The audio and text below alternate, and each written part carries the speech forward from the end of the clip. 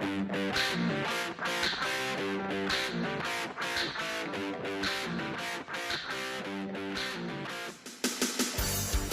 back to this week's episode of the Catching Flies podcast. I am Stephen Burton.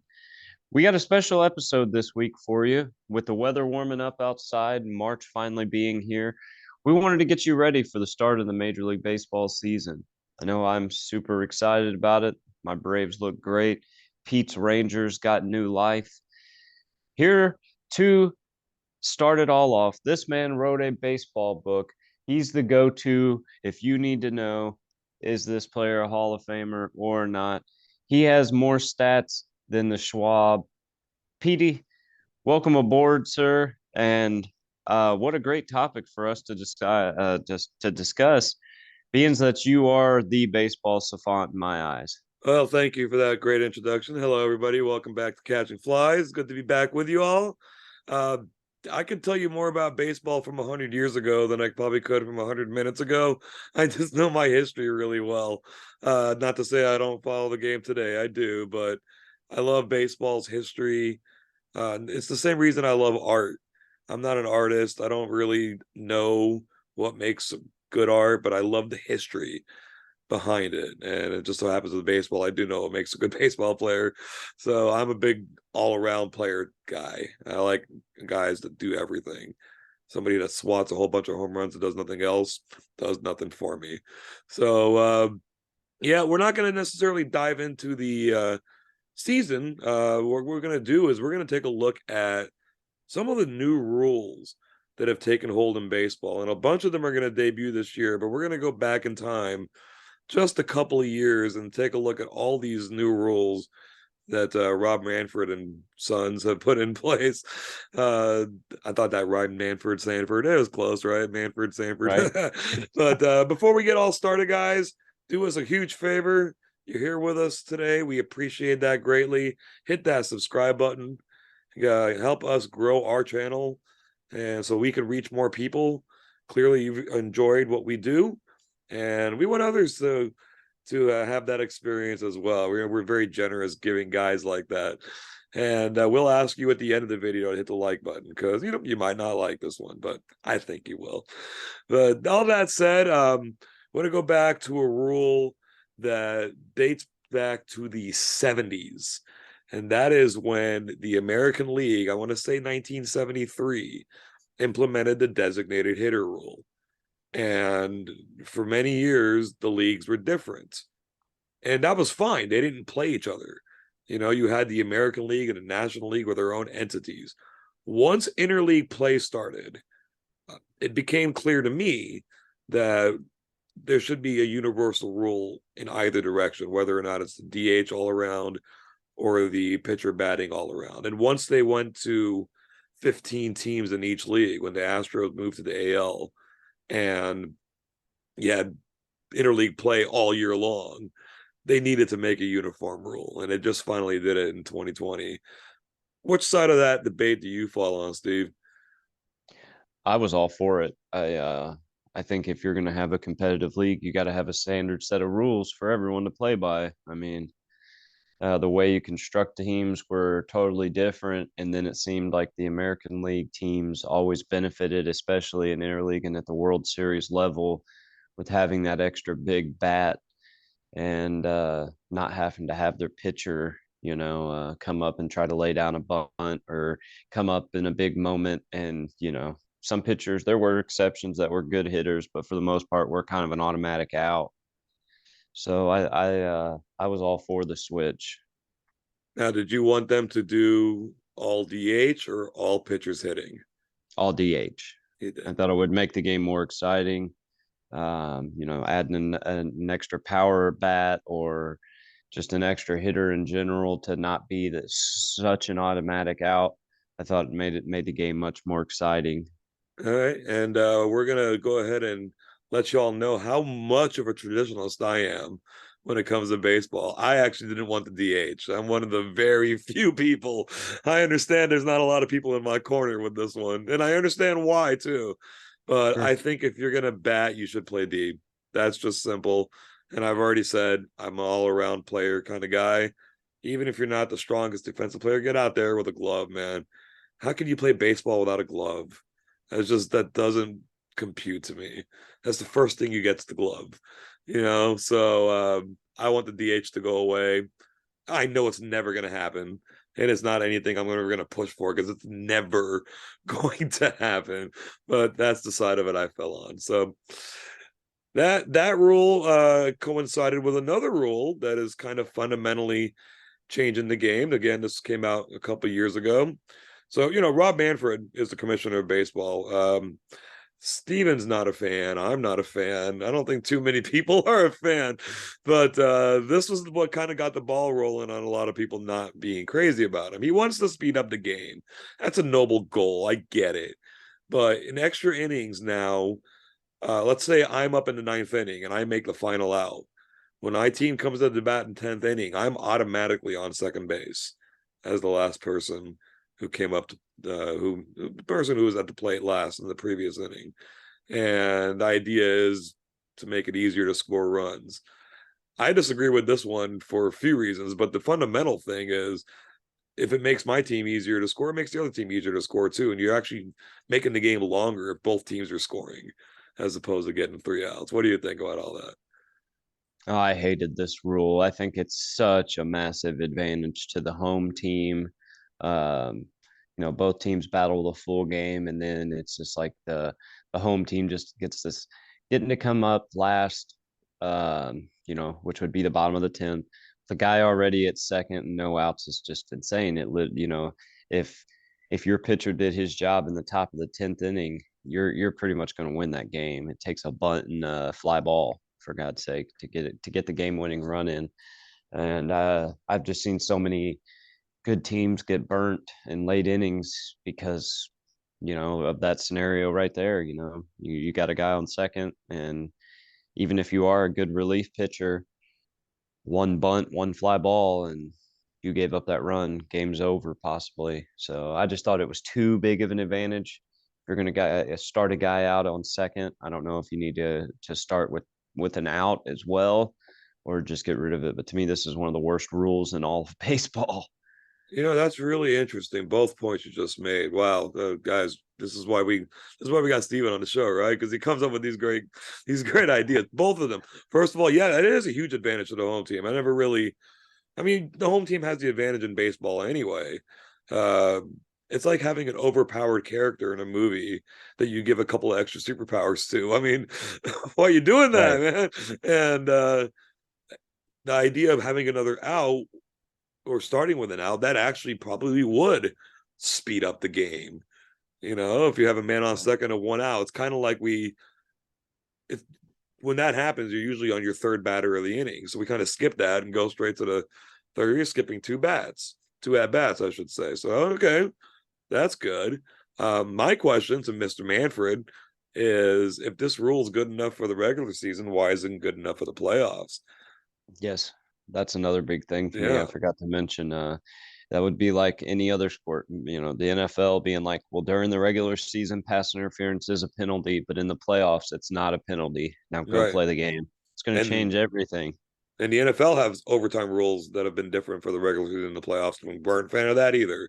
I Right. would stay consistent on that. But yeah, at least the very least I could say about this is the pitcher gives up that run. It does go in as an unearned run. So yay to that. I'm a stats guy. You That's the still way it lose the should be. game. But yeah, Yeah. that's a silly rule. And another rule that he came up with is that when a relief pitcher comes into a game, unless he ends the inning, he must face three batters. So they're doing that so they don't get the whole lefty lefty righty righty type Right. matchup. And what do you think? I'll let you say what you think before I say what I think. This one I actually like because it actually does speed up the game because I grew up in the 90s watching the Braves on TBS, and Bobby Cox was kind of known for the old we got a righty coming up, we'll bring a righty, and then when the lefty comes up, we'll switch to the lefty, especially in a high leverage situation, and that really does slow down the game when you're making multiple pitching changes in one inning.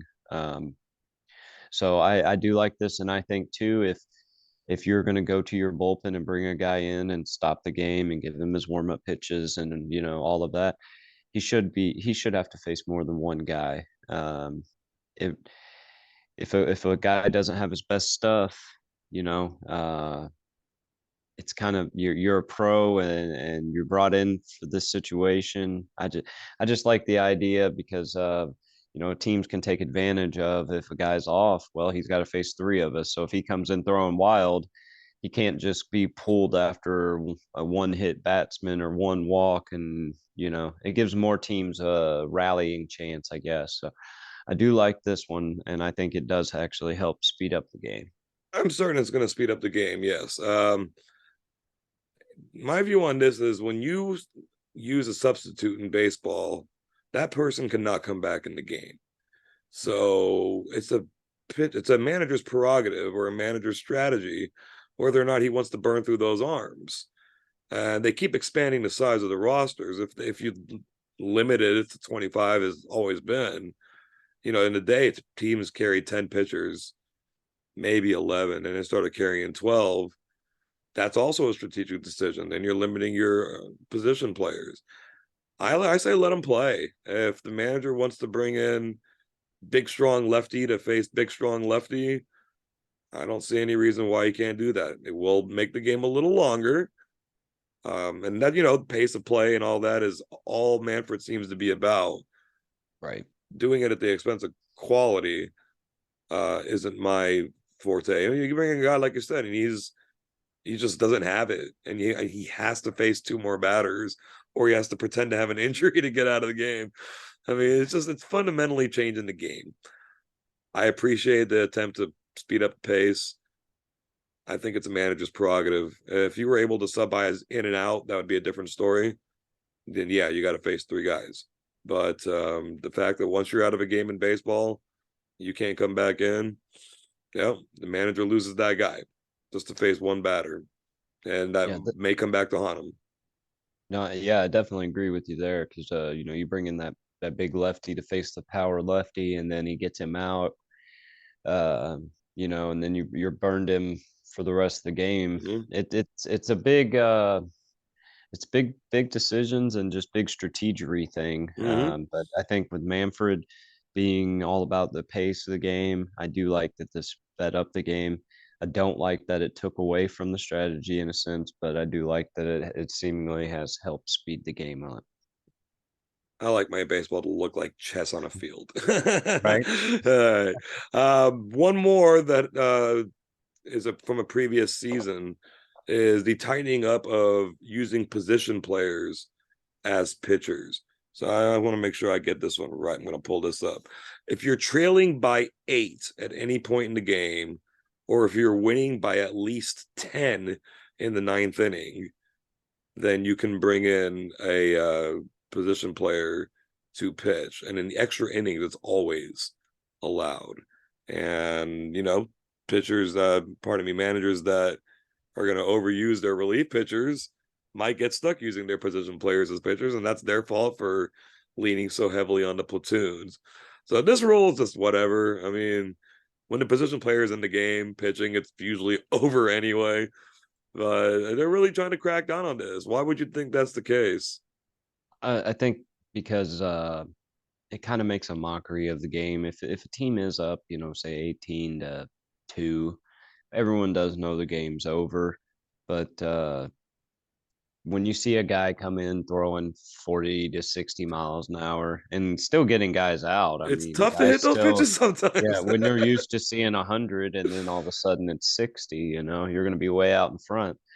But I think a lot of it just, and it makes the hitters look bad that, you know, a guy coming in throwing slow can get them out. I just think they're more worried about the all around picture of the game, and they don't want it to be a like a mockery of the game, even though the game is out of hand at that Okay. point. So I kind Yeah. of see it both ways, but I think that you should be able, if you want to bring your first baseman into pitch, if that's what you want to do, you should be allowed to do it.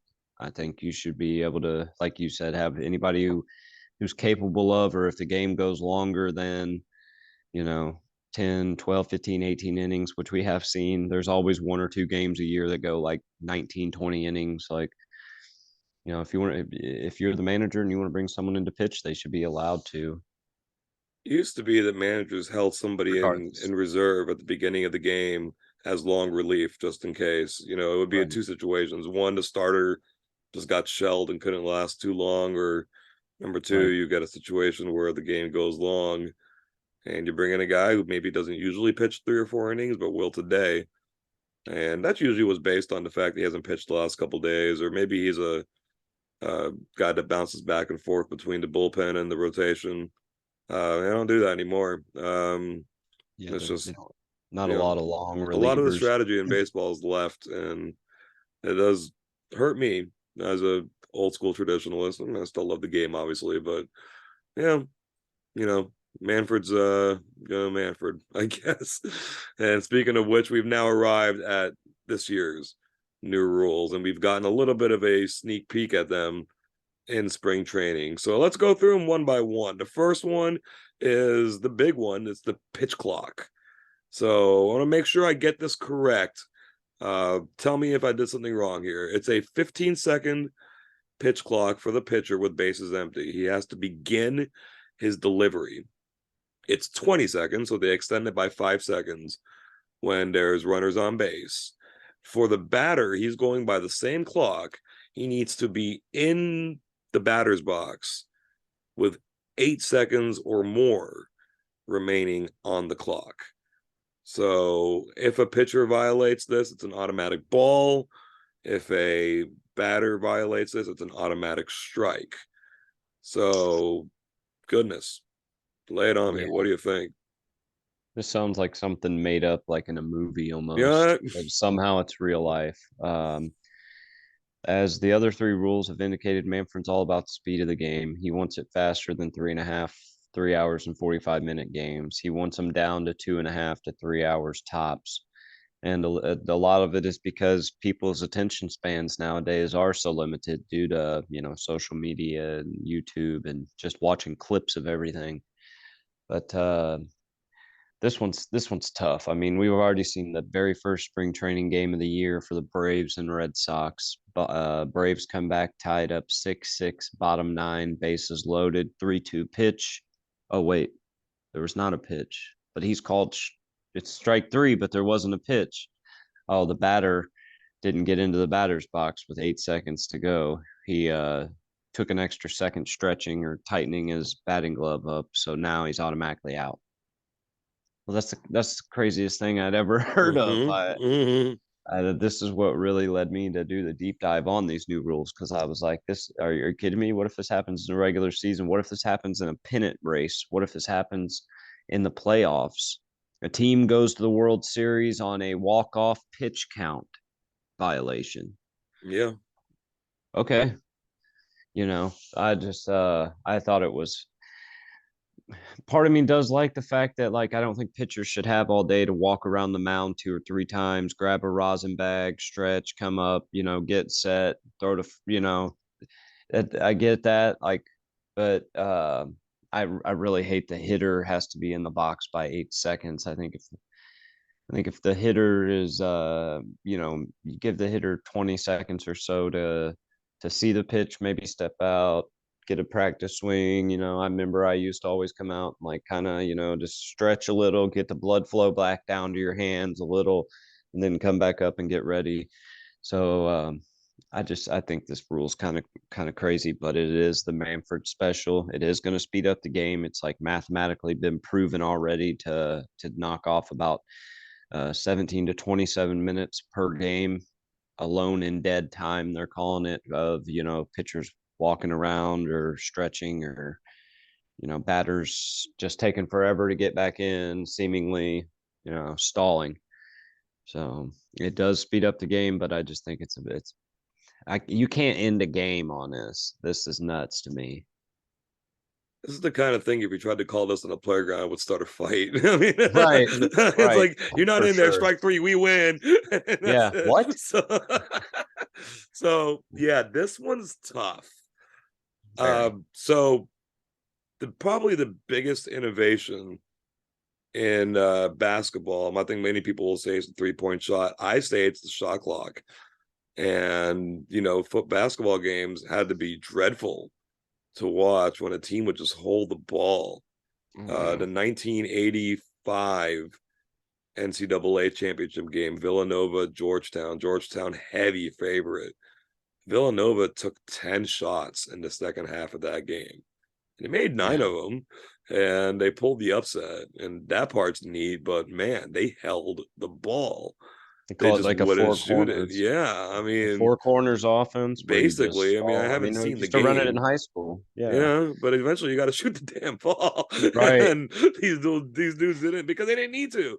So Right. yeah, you got to put in a shot clock so that you know you can avoid that kind of situation. So the premise behind a pitch count or a pitch clock makes sense to me. Right.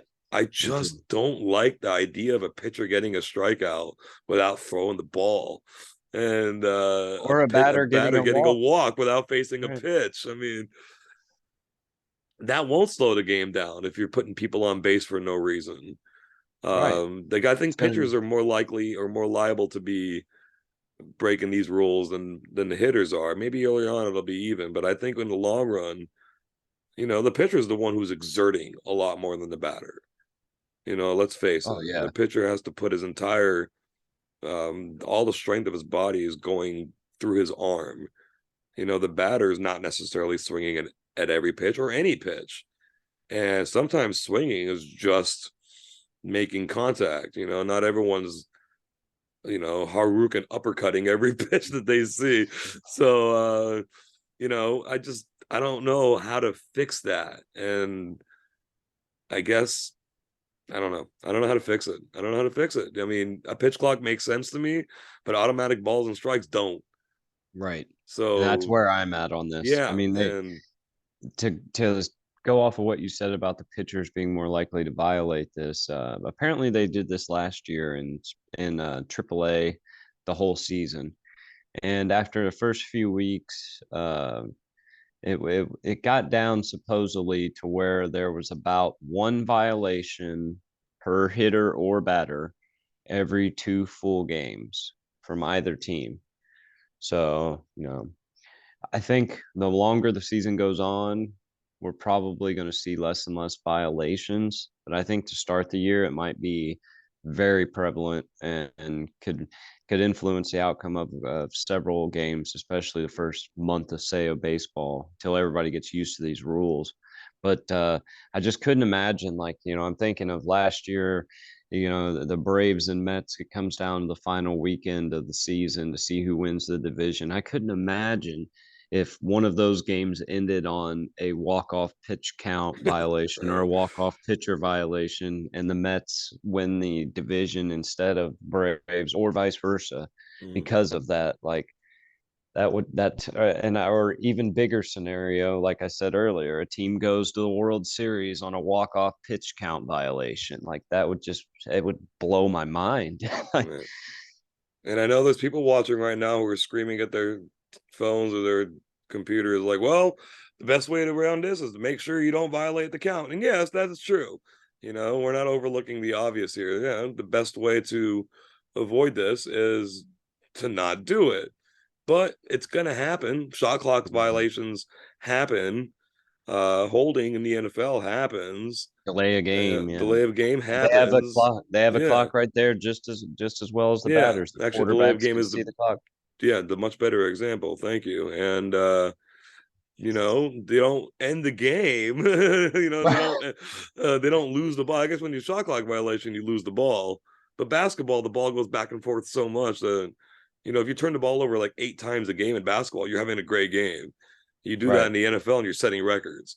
So right, yeah, I don't know. This one's a tough one, and I hate to bail on it like that, but I don't know how to fix that. I mean, they want to make the game faster. A pitch clock makes sense. You don't want a pitcher to, right, and you want it to be, you know, you want the umpire to have something to work with. You know, the umpire can use his discretion and throw out a pitcher who is constantly not not getting into motion or not listening to the ump. But then it becomes kind of a gray area, big time gray area, because one right. umpire may be more lenient than the other. There should be a set of rules. It's just like the delay of game in the NFL. The umpire's got to look at the clock, look down to see if the ball is moving or not. There's going to be that split second, and Hmm. like you said, there's probably going to be more guys call it more strictly. Other guys give them a little more leniency. It just creates more of a gray area, and I'm telling you, just because of the way sports work, there's gonna be a big game where something like this screws it up, or Yeah. you know what I mean? And it's unfortunate, but I guess overall it should speed the game up, though. I mean, it's Yeah, been I think it's that been will achieve proven. that. All right. So another rule, this one's a little bit more under the radar rule. We're talking about the actual bases. They have gone from a 15 inch to 18 inch. And I did the math on this. If I'm understanding it correctly, it's 15 square inches or Right. 15 by 15 versus now an 18 by 18. If that is the case, we're talking about a 44% increase in the overall size. And the bases are actually going to be 4.5 inches closer together, just based on that slightly extra girth. A little bit on this side, a little bit on this side. It just, it shortens the distance quite literally. So, what do you think Right. about that? I thought it was interesting. They say it's gonna help reduce the amount of injuries from They did say that. slides. The big thing now is you see a lot of baseball players wearing basically like an oven mitt over their hand, especially guys that are going to be trying to steal second base. And that's so when they slide in hand first, when you hit that base, you don't jam your fingers. Hmm. And do it this way so you can see it a little better. That mitt helps you kind of slide and you can still kind of grab. Well, with the base being bigger, they're hoping that there's going to be more surface area to where you're not going to hit as hard or break as many fingers, or guys actually just running around the base, risking, tearing an ACL or damaging a knee. Uh, same for sliding. It gives you more area to slide into. So I think if it's going to help with safety, then you got to be all for it. I mean, Yeah, that's absolutely. that's my I didn't view. consider hands, because when I heard that it was supposed to reduce injuries, that didn't equate to me. I was like, well, the more there is to step on, the more likely you might step on it wrong. I mean, if you have a flat surface everywhere, and then you have not a flat surface, the smaller that surface, I figured, I'm no scientist, obviously, but figured that would reduce the opportunity for injury, and the bigger it would be, the more. But I guess, okay, didn't consider the hands thing at all. So thanks for bringing that Well, up. and the way I understand it too is like when guys were rounding second, trying to get to third, they're cutting that base so sharp. They're just trying to step on the little bitty corner piece like of the square, Hmm. and now that piece will be bigger, so it's supposed to help cut down like turned ankles. Okay. And so I guess we'll just have to wait and see. All right. That I makes mean, sense. but yeah, I mean, if it is supposed to help with safety, I'm all for Yeah. that. But even before that, outside of the safety issue, this is the one rule I'm actually cool with. Right. I believe in the running game. Me Like too. I've mentioned, I want all around players. I do. And if you can run the bases really well, then you're helping your team. I'm lucky enough, old enough that I got to see Ricky Henderson, and he would like single-handedly take over baseball games, in ways that no one Right. ever had, and no one ever has since, except maybe Ichiro. And the only difference is Ichiro didn't get on base like Ricky. He had a lot of hits, obviously, but Ricky get on base so many different ways. You walked Ricky Henderson, you were basically putting him on third, Right. and he gets on base to lead off a game. You can almost count the run, Right. and there is nobody you can say that about anymore. And that's just the changing tides of the game. And I do like to keep the game in the same shape that it has been over the years. But there has been changes to baseball that I'm glad they made. It used to be that, three balls was a walk. Now it's four. And if I'm not mistaken, and I could be wrong on this, if you fouled it off on two strikes, then you were out. I don't think that ever quite hit the major leagues, but it was a thing. I'm See glad that's not prevalent a in rule. softball. Yeah. So yeah, if the bases are slightly bigger and that can get a little bit more juice on the bases, I'm good with that. It's one of those that every team has the opportunity to benefit from it. So yeah, I'm good with And it. it's not a Yeah, rule that like benefits one right. league or one team more than others. Yeah. So We'll give you one, Rob. Good yeah, job. you did one. You're you one had for your five, you had your blind squirrel moment. You got that nut. right? So another rule, actually, that's inclined to get the running game going is the idea that the pitcher can now only step off the rubber twice per at bat, and Right. if he doesn't adhere to that, it's a balk. And goodness knows we want more balks in baseball because that's what we're here for. What do you think about that rule? This one, I think, is very intriguing, and I think it's fully designed to bring back the art of the steal. As a Braves fan, I'm really looking forward to this one because we've got guys that can run. Ronald Acuna, Ozzy, and I'm eager to see when we get to like, a late game, eighth, ninth inning, and say they lead off the bottom of the ninth with a walk, and now you got Ronald at first. He's going to want to get into scoring position because he can fly. Then you can only throw over twice. So once you burn those two throwovers, it's on. And I think it's going to be that way, for a lot of teams. So I hated how, because like you, I like to see all around player. That's why I'm a big Ronald Acuna fan. He had 40 homers, 40 stolen bases, 40 doubles in one season. Like that's tremendous. Baseball has become a lot about all about the launch angles and the home runs, and I think this is going to encourage guys to go back to, okay, I don't have to tie it up with a homer here. I can just take this, easy single, get on first, and then work my way around, score the game winning run, or set my team up to be successful instead of trying to hit it over the fence.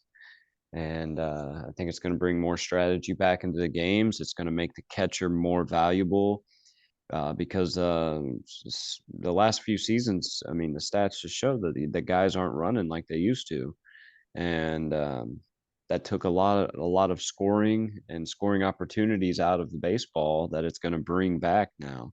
So I do like this one. I don't know if it's all the way fair. I'll say for the pitcher because part of me is like, well, if I think a guy is going to be going, I should be able to check him a little, or or don't let him get a 15-foot lead because I can't throw back over there. So I'm eager to see how players are going to play that too. How big of a lead are guys going to get when a pitcher has already thrown over twice and they know the pitcher can't throw back. So they have to wait on the catcher to receive the ball and then try to snap throw it or, throw it down to second. It's gonna bring a lot of fun scenarios into play for baseball. So I'm going to run the risk of sounding a little bit like a hypocrite here. I was for the basis thing, but I'm not so much for this one. So why can I be for one and not for the other? The basis does not bring up an issue of strategy, whereas this one does. Actually, I think one of the coolest moments in baseball is when the home crowd is getting really revved up and the pitcher throws a first base and it turns into a cascade of boos. Uh, I just find joy and pleasure in that for some reason. Like the pitcher knows he can shut the crowd up right now, so he's gonna do it. He might have the slowest, but he might have not yet 2022 version of Albert Pujols on first base, and he's still gonna go ahead and throw over there just to make sure. Um, and that said, do I want a pitcher to throw over 20 times in a row? No. Um, so maybe a limit is good. I don't think two is the right number if that's the case. And we're talking about me who loved messing with pitchers when on base, man. One of my favorite moments in baseball was taking such a huge lead on a pitcher on first base. He stepped off the mound and started chasing after him. I'm like, oh crap. I wasn't expecting that. I thought he was gonna throw it and I was gonna start jamming, but he stepped off and came after me. But I kind of juked him a little bit and started running back to first base when he had me go into second base. So he turned around and made a bad throw. I turned that all the way into home plate, man. Because I sprinted to second and went straight to third. I'm like, Right. screw it. They throw me out, they throw me out. And then when they threw it over to third, they overthrew that throw too. So I got a double error out of it. And I just basically walked home. Um, you know, I wasn't the greatest baseball player, but I had my moments, and that was one of them. And I That's loved awesome. base running. I love base running. I used to bat left-handed just so I could bunt and run to first and get on base, or I'd hit opposite field so I could try to get triples as a right-hander.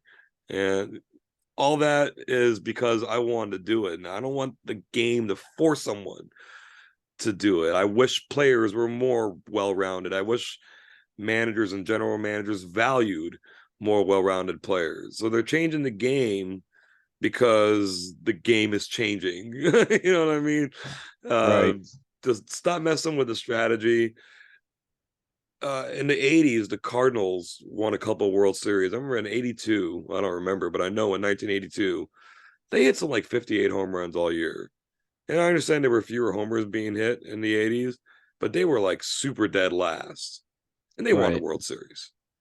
You know, sometimes you want to zag when everyone else is zigging.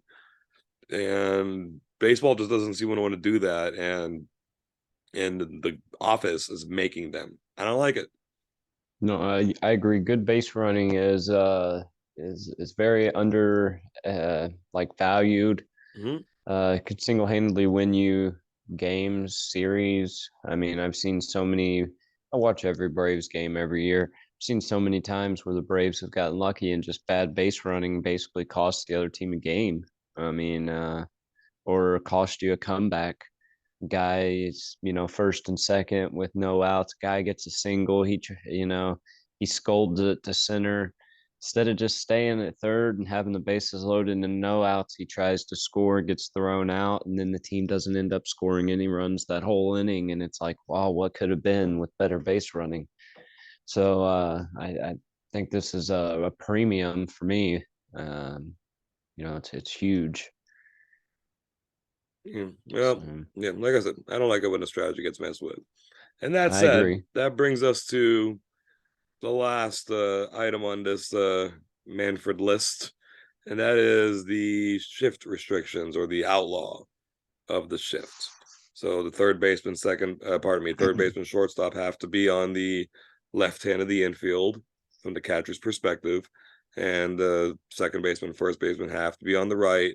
They have to be on the infield dirt. They can't be in the grass, so on and so forth. I thoroughly hate this. That's like telling an NFL team you must have three linebackers on the field at all times. Now, you play defense how you want to play defense. And if it works, you keep doing it. And if it doesn't, you make adjustments. Telling a team how they have to play defense to me in any sport is just wildly, wildly idiotic. Tell us what you think before I dive too much deeper into this. No, I agree with a lot of what you're saying there. I mean, if you want to not have a first baseman or a center fielder, you should be able to. Mm-hmm. If you want to strategically put your guys where you want them, I think you should be allowed to. I think the reason this rule was implemented, the biggest reason was because so many left-handed hitters who are pretty, lefties seem to be dead pull hitters most of the time. Um, Basically, baseball figured out if we take our third baseman and we put him in between where second and first is and cover that whole side, it's going to greatly limit their abilities. And, I watched Matt Olson get robbed of probably 20, 30 extra hits because he would smoke one right in between first and second, which would be an opposite field single for a right-handed hitter, and the third baseman would be there waiting for it. Um, so I think this was solely implemented to benefit left-handed hitters, and because they want more scoring, they don't want a 0-0, 1 or 1-0, 2-1 games. They want excitement, they want runs, they want base runners for baseball, and that's what I think this was designed to do. But I don't agree with this at all. If you if you want to play, like I said, if you want to have a crazy ass alignment and it works, you should be allowed to put your players wherever you want to play them. And I know I kind of joked about this earlier before the show, but I'm eager to see if we see shortstops, right on their side of the second base bag, and then like as soon as the pitch is thrown, do they take off like full sprint over, or do you have like the second baseman shift over and then the shortstop cover where second base just was? Or do you just take that second baseman, put him in short right, and then have your shortstop, as soon as the pitch is thrown, take off sprinting over and try to cover that gap? I don't know. I'm sure we'll see a team do something crazy at some point, but I think this was off solely for the left-handed hitter.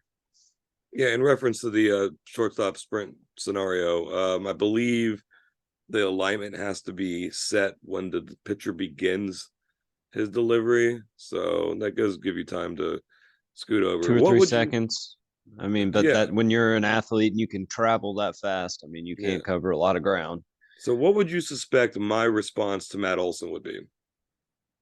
Learn to hit the ball the other Learn way. to hit the ball the other damn way if you need to. Yeah, I don't like changing rules because batters are stubborn and because baseball I lost the agree. skill.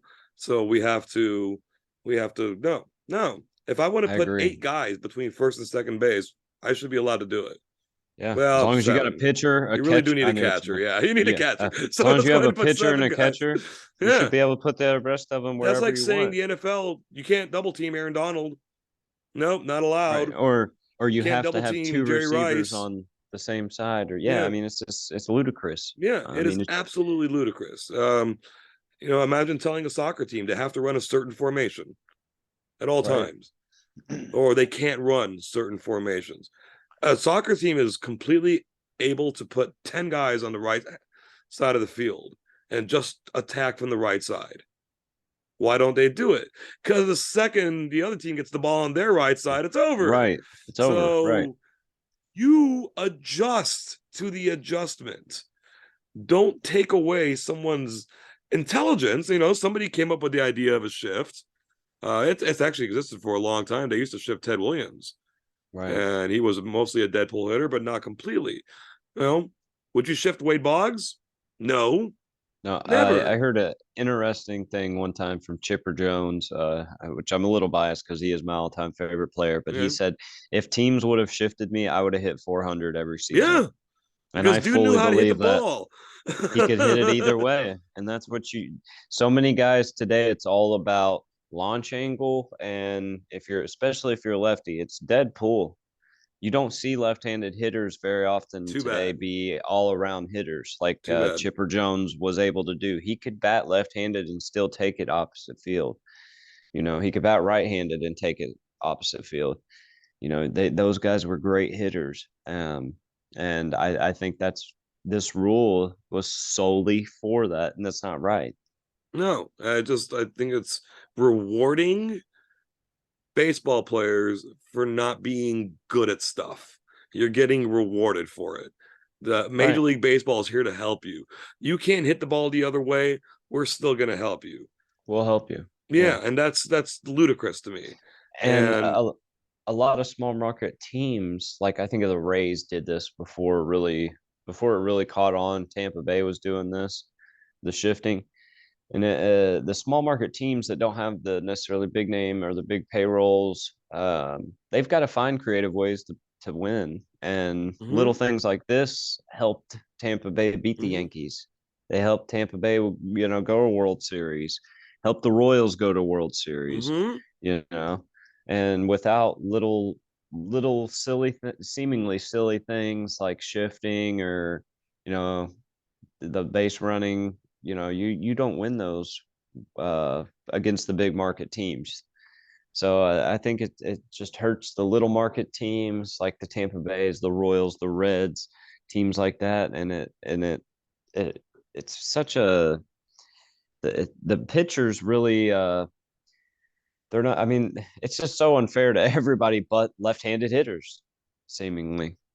It just, I mean, when you're letting baseball players get away with a lack of skill, um, that's bad for the game. It just Yeah. is. And like I said, if I want to put 7 people between first and second base, I should be allowed to do it. Huh. A good team will take advantage of that and hit the Right. ball anywhere else and get whatever runs they need. But if you're going against a player that hey, his stats show 95% of the time he hits a ball between first and second base on the ground, and you want to do that, And I you should be should be allowed allowed. to do it. It's I your team. should. Absolutely, I should. But, we're going to hold these guys' hands. I Right. didn't like the shift rule for sure. And to kind of No, put I an don't. umbrella over all of this, the reason I don't like these rule changes, so many so fast, it's a can of worms, man. It Right. almost lets any rule be up for debate. I mean, who's Right. to say that fouled strike three can't happen? Right. Who's to say that if a pitcher throws a bouncer, it's an automatic walk? It sounds silly, but What if it why so there's a not? lot of this stuff, right?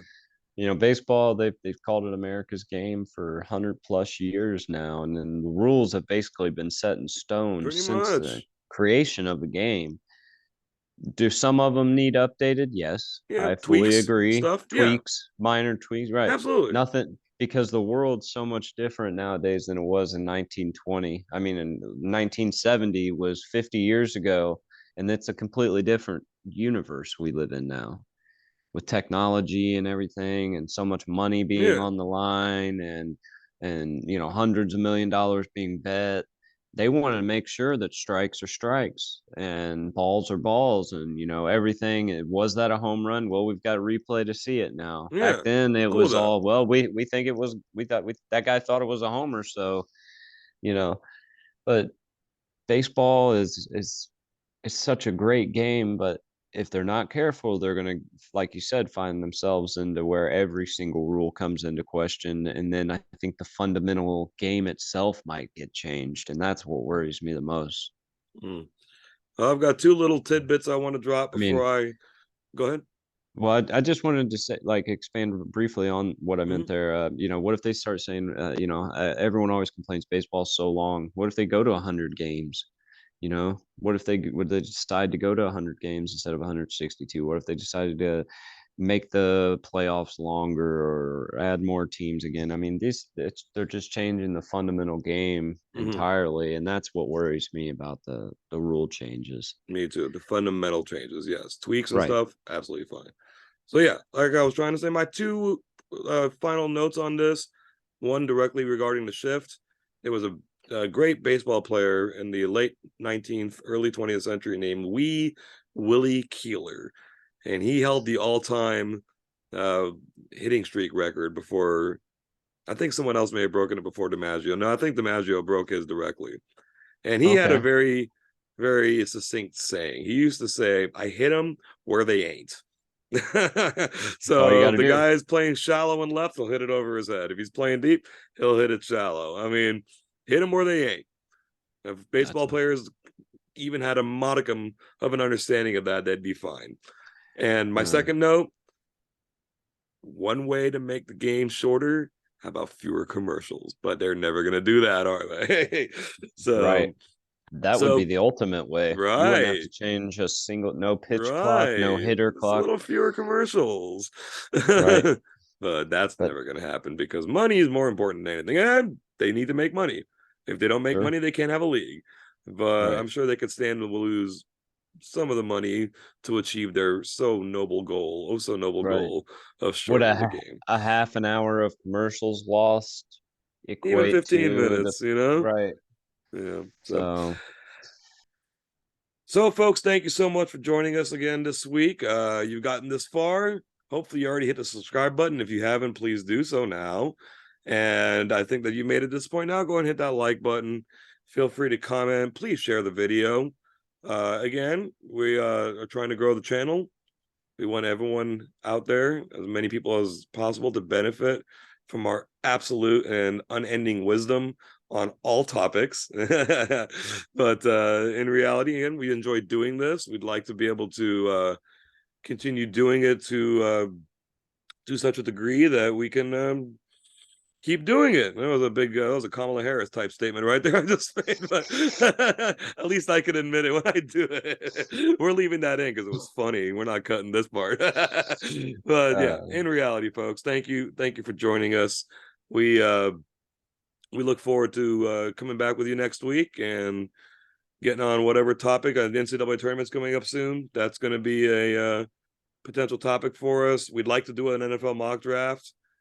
Heck yeah. Draft sneaking up on us, and that's something we are looking forward to.